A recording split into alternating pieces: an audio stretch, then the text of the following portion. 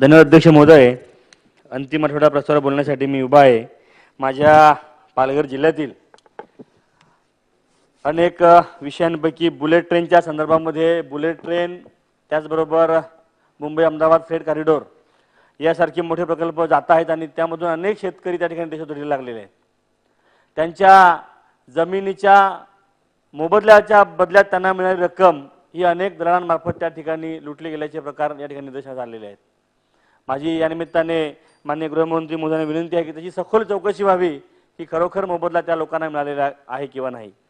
या भागामध्ये अतिवृष्टी नेहमीच होते आमच्या भागामध्ये आणि अनेक शेतकऱ्यांना त्या ठिकाणी त्यांनी केलेल्या पीक विम्याचे पैसे त्या ठिकाणी मिळत नाहीत. पीक विम्याचे जे काही कंपन्या आहेत त्या फोन उचलत नाहीत, प्रतिसाद देत नाहीत.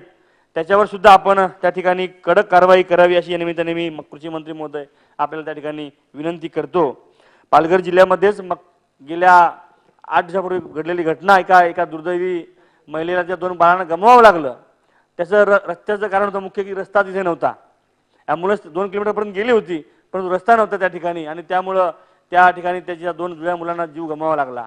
मला वाटतं सरकारच्या माध्यमातून माझी विनंती आहे आपणाला की या ज्या सगळ्या यंत्रणा आहेत त्या काय काम करतात, कसं काम करतात की अशा घटना नेहमी समोर जावं लागतं.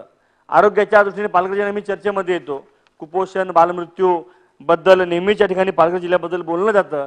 परंतु या विषयावर आपण काही चर्चा करणार आहोत की नाही, काही उपाययोजना आपण करणार आहोत की नाही, माझी सरकारला विनंती आहे याच्यामध्ये त्वरित कडक कारवाई संबंधितांवर करावी की ज्यांनी कोणी हलगर्जीपणा या सगळ्या गोष्टींमध्ये केलेला आहे. राज्यामध्ये अनेक वेगवेगळ्या विभागामध्ये पदं रिक्त आहेत.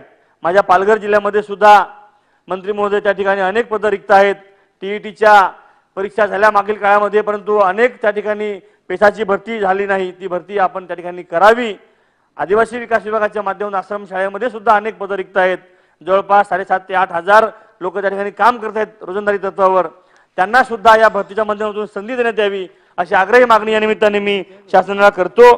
माझ्या पालघरहून मुंबईकडे येताना ठाण्याचा जो घोडबंदर परिसर आहे किंवा फाउंटनचा परिसर आहे या ठिकाणी प्रचंड वाहतूक कोंडी या काळामध्ये होते आहे आणि जवळपास 200 किलोमीटर यायला 7 तास मंत्री महोदय त्या ठिकाणी लागतात. माननीय मुख्यमंत्री महोदयांना माझी विनंती आहे की त्यांच्याकडे जो विभाग आहे काहीतरी उपाय त्या ठिकाणी करावा. कारण जेणेकरून नुसतं आम्हालाच नाही, सर्वसामान्य जनतेला नाही तर अनेक पेशंट रुग्ण जे अत्यावस्थेत होतात त्यांना आमच्या भागामध्ये सुविधा नाहीत. त्याला मोखाड्यावरून जव्हारवरून डहाणूवरनं वसईवरनं ठाणे मुंबईला आणावं लागतं आणि अशा वेळेला रुग्णवाहिका जरी आपण मागच्या दिल्या असल्या तरी सुद्धा या वाहतूक कोंडीमुळे अनेक लोकांना त्या ठिकाणी जीव गमवावे लागतात. म्हणून माझी आपल्याला विनंती आहे की आपण त्या ठिकाणी शासनाला आपण निर्देश द्यावेत. मला आपण वेळ दिला, वेळ उशीर खूप झालेला आहे. धन्यवाद. आज सभागृहात महाराष्ट्र विधानसभा नियम 292 अन्वये अंतिम आठवडा प्रस्तावावरती चर्चा झाली. ही चर्चा समाप्त करण्यापूर्वी शासनाचं लक्ष एका गोष्टीकडे आकर्षित करणं अत्यंत आवश्यक आहे. कायदा सुव्यवस्था या विषयावरती प्रामुख्याने चर्चा झाली. राज्यातले कारागृह जेवढे आहेत, जेल जेवढे आहेत त्यांची परिस्थिती अत्यंत चिंताजनक आहे. कपॅसिटीपेक्षा, क्षमतेपेक्षा 6 पट 7 पट जास्त इनमेट्स त्याच्यात ठेवले गेले आहे. आर्थर रोड सारख्या जेलमध्ये जिथे 700 इनमेट्सची कपॅसिटी आहे तिकडे आज क्षणी 3,500 पेक्षा जास्त इनमेट्स ठेवले गेले आहेत आणि अशीच परिस्थिती संपूर्ण राज्यातल्या कारागृहांची आहे.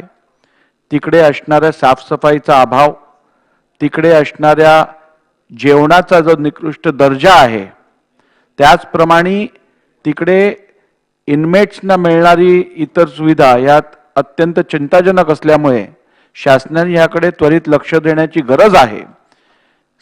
साधारण बेसिक ह्युमन राईट्स इकडे व्हायोलेट होत आहेत. त्यामुळे ह्या सगळ्या गोष्टींकडे लक्ष देऊन येणाऱ्या काळात ह्याच्यात उचित उपाययोजना करणं आवश्यक आहे याची शासनाने कृपया नोंद घ्यावी.